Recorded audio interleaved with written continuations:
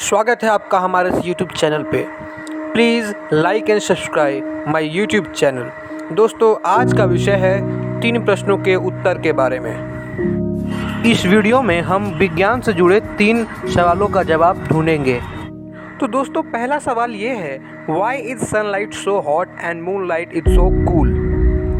तो इसका जवाब हमें सूर्य और चंद्रमा की बनावट से मालूम चलेगा। आइए जानते हैं। तो दोस्तों, इसका कारण है चांद की सतह पर मौजूद ठंडी ठंडी रेत और पहाड़ें।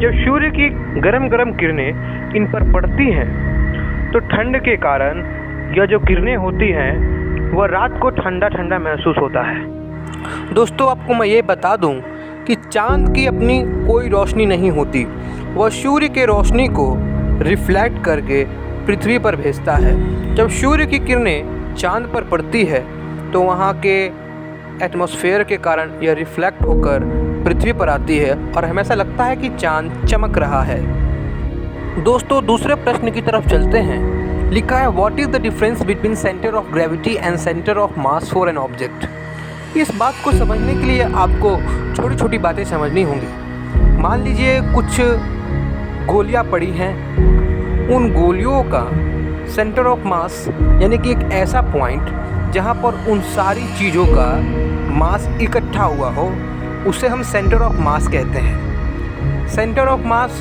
हर ऑब्जेक्ट का, हर सिस्टम ऑफ पार्टिकल्स का अलग अलग होता है। और बात करते हैं सेंटर ऑफ ग्रेविटी के बारे में।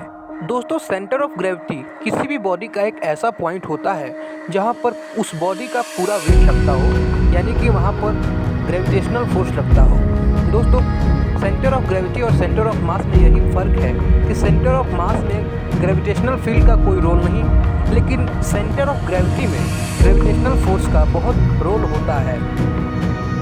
तीसरा प्रश्न है, जब इलेक्ट्रॉन बैटरी से निकलते हैं तो जो पॉजिटिवली चार्ज एटम छोड़ देते हैं वो क्या करते हैं। देखिए दोस्तों, इसको समझने के लिए पहले आपको बैटरी का फंक्शन समझना होगा।